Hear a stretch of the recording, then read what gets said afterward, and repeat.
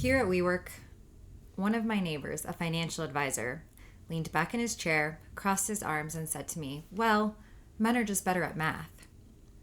I didn't storm off. I smiled, I nodded, and I thought, this is exactly why I have a podcast. Because that belief, that little throwaway comment from a man who manages other people's money, it's the same belief that keeps women out of the room where financial decisions are made.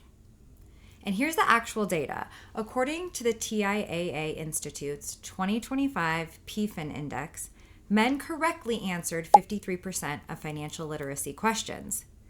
Women answered 45%. That's an 8-point gap. But when you look specifically at investing, the gap jumps to 15 points. On savings, it's a 10-point gap. 22% of men scored in the very high financial literacy category, but only 11% of women did. Half. Men are not better at math. Women have been taught less about money. And today, we're fixing that. This is Mom's Money Talk. I'm Elli Ezra, the mom talking money like no one ever did for you. This is for the woman who's done managing money and ready to run her life like a business. I'm not a financial advisor, but I've built companies, sat in rooms with investors, and learned how money actually works. And here's the truth. You don't have a money problem. You have a systems problem. This isn't about budgeting harder or cutting lattes. It's about spending with intention, building assets, and thinking like the CFO of your household. Because if you're a mom, you're already running a business, the business of the home. So I'm giving you the playbook, one that makes your life feel lighter, not heavier. So why the gap exists, and it's not your fault. The financial literacy gender gap is real, but it's not biological. Here's what the research actually shows. For women, self-efficacy, the belief that you can do something, is one of the strongest predictors of financial literacy, not actual math ability, not IQ, not education level. The belief that you are capable. And that belief gets eroded early. Studies show that parents talk to sons more about investing. Schools rarely teach personal finance at all, and when they do, boys tend to be more actively encouraged to engage. Women manage money every day. We track the grocery budget, the school fees, the birthday parties, the medical bills. We are constant financial decision makers, but we're told directly and indirectly that the real money stuff, investing, wealth building, business finance isn't for us. That's the gap. It's not ability, it's access, and we are changing that. What women are actually doing with money. Here's the narrative, and here's where we get it wrong. Women are opening brokerage accounts at record rates. Women are buying homes. Women are starting businesses. Women now control over $10 trillion in wealth in the United States, and that number is growing. But here's where it still breaks down. Women underinvest. We're more likely to keep money in cash or savings accounts than put it in the market. Why?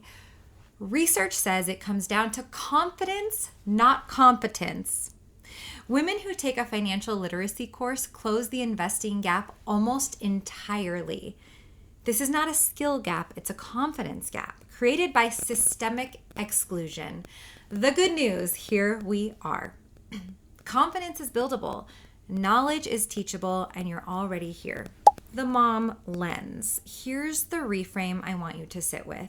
Every skill required to be a great investor, you already have it.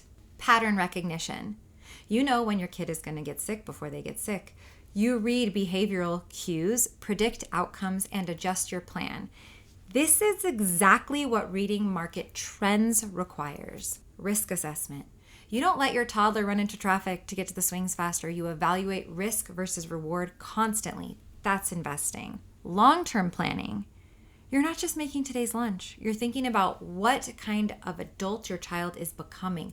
You are a long horizon thinker. Moms specifically have this long horizon thinking.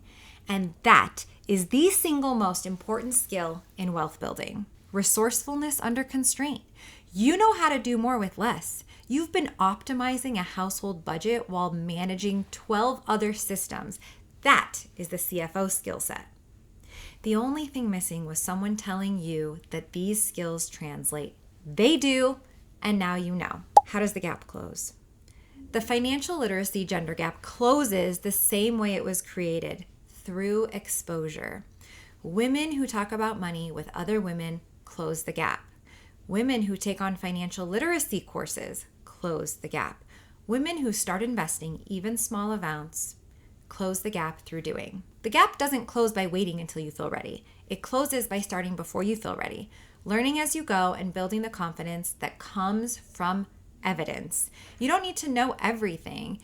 You need to know enough to start. So let's talk about some practical actions. Learn one investing concept this week. First thing, not everything, one thing. What's an index fund? What does compound interest mean? What's a Roth IRA? Do I have one? Ask ChatGPT, ask Google, listen to an episode about it. We'll have one. Understand deeply. One concept per week for a year is 52 concepts. That's a financial education. The next thing, open or check your investment account this week. If you don't have a brokerage account, Roth IRA, open one. Fidelity, Vanguard, Schwab, they have 0 minimum options. You can get in and look around. And if you already have one, log in. Just look at what's in it. Check your allocation. Make sure your money's actually working. It's really not complicated. It's just unfamiliar. Do it anyway. Next thing, third thing, talk about money with another woman this week. Hey girl, text a friend, sister, colleague, ask her, what are you investing in? Do you have a Roth IRA? What does your budget look like? These conversations feel awkward at first. They feel revolutionary after. We're always talking about what we purchase and what we spent and what we're consuming. We give each other those tips. Where we go for this service, who we talk to, who's the best mechanic, who's the best Botox injector. We're having conversations about money. Talk about ownership conversations. And every time a woman talks about money openly, she breaks this cycle of silence that creates this gap. You have the power, use it. I've got a resource in the show notes, the Financial Literacy Starter Guide. It covers 5 concepts every woman should know and understand about her own money with plain English explanations to get started. So grab it, share it. Let's close this gap together. This is Mom's Money Talk. I'm Elli Ezra, and I'm here to remind you you're not bad with money. You're probably running an entire household economy without enough support, language, or systems. So this week, spend smart, acquire assets, and run your household like the wealth-building machine it can be. Grab the free tool in the show notes, follow the show, and send this to a mom who's ready to stop budgeting crumbs and start owning the bakery.